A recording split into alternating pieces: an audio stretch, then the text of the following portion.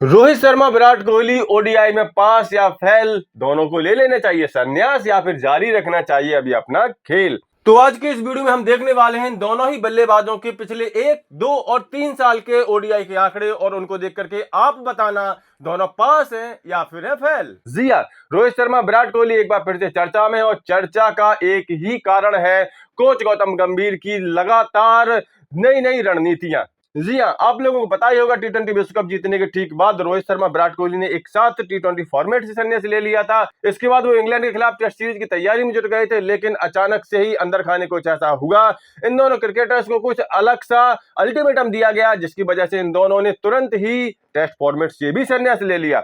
लेकिन अब एक प्रमुख न्यूज़पेपर में छपी खबर के हिसाब से इन दोनों क्रिकेटरों को ओडीआई फॉर्मेट के लिए भी अल्टीमेटम दे दिया गया है। एक तरह का इन लोगों को मैसेज दे दिया गया कि अब आप लोग ओडीआई को भी बाय बाय बोल दीजिए। ऐसे में कोच गौतम गंभीर की जो ये रणनीतियां हैं, या कहे तो विराट कोहली रोहित शर्मा को हटाने के लिए जो साजिशें हैं, क्या वो सही कही जा सकती हैं? क्या इन दोनों क्रिकेटरों का प्रदर्शन ओडीआई क्रिकेट में इतना खराब है कि अब ये टीम पर बोझ बन चुकी है?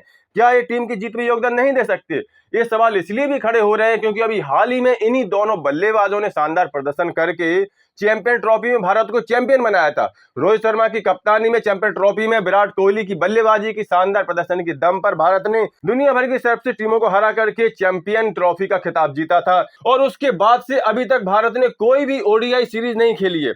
ऐसे में एक चैंपियन ट्रॉफी विजेता कप्तान और बल्लेबाज को क्या अचानक से ही आप संन्यास लेने के लिए मजबूर कर देंगे? उनको इस तरह से अल्टीमेटम दे देना क्या उनका अपमान नहीं है? ये सवाल इसलिए भी खड़े हो रहे हैं क्योंकि इन दोनों ही बल्लेबाजों के ओडीआई क्रिकेट में रिकॉर्ड भी है शानदार रहे हैं। तो एक नजर डाल लेते हैं इन दोनों बल्लेबाजों के ओडीआई रिकॉर्ड पर। सबसे पहले बात करते हैं पिछले 3 सालों का इन लोगों का क्या रिकॉर्ड रहा है। तो विराट कोहली ने पिछले 3 साल में 1837 रन बनाए हैं, लगभग 60 की एवरेज के साथ 8 शतक ये लगा चुके हैं। जबकि रोहित शर्मा ने 1792 रन बनाए पिछले 3 साल में, लगभग 50 की औसत के साथ, और जिसमें 3 शतक शामिल थे। यानी पिछले 3 साल में इन दोनों ही बल्लेबाजों का प्रदर्शन बेहद शानदार रहा है। अंतरराष्ट्रीय स्तर पर इन्होंने खूब धूम मचाई है। अगर हम पिछले 2 साल का रिकॉर्ड भी उठाकर देखें तब भी इन दोनों बल्लेबाजों की दम हमें नजर आती है। जहां पिछले 2 साल में विराट कोहली ने 1283 रन बनाए हैं, लगभग 64 की एवरेज के साथ, जिसमें 5 शतक शामिल है। वहीं रोहित शर्मा ने 1331 रन बनाए हैं, लगभग 50 की औसत के साथ, जिसमें 2 ओडीआई शतक शामिल है।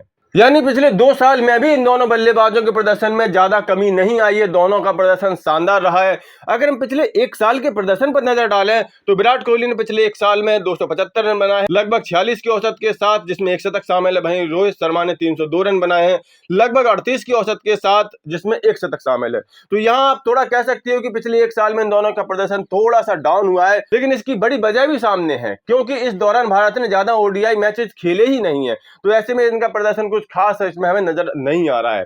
लेकिन अगर इन दोनों का प्रदर्शन पिछले 1 साल में खराब रहा भी हो, तब भी वो इतना ज्यादा खराब तो नहीं है कि उनको संन्यास लेने के लिए मजबूर किया जाए, उनको टीम से ड्रॉप किया जाए। ऐसे में क्या कोच गौतम गंभीर कुछ ज्यादा ही ज्यादती नहीं कर रहे हैं युवाओं की टीम बनाने के चक्कर में? क्योंकि हम सबको पता था कि रोहित शर्मा और विराट कोहली 2027 के ओडीआई विश्व कप खेलना चाहते थे, लेकिन अब उनको एक स्पष्ट मैसेज दे दिया गया है कि आप अपनी आखिरी सीरीज चुन लीजिए। तो कुल मिलाकर के आप लोगों ने रोहित शर्मा विराट कोहली के पिछले 3 साल के, 2 साल के, 1 साल के आंकड़े देख लिए हैं। आप इन आंकड़ों के आधार पर इन दोनों को पास या फेल क्या मानते हैं, और क्या इन दोनों को संन्यास ले लेना चाहिए या अपना ओडीआई खेल जारी रखना चाहिए? आपकी जो भी राय हो कमेंट करके अपनी राय जरूर दें। साथ ही स्पोर्ट्स की सभी अपडेट्स के लिए सफलता नामा चैनल सब्सक्राइब जरूर कर लें।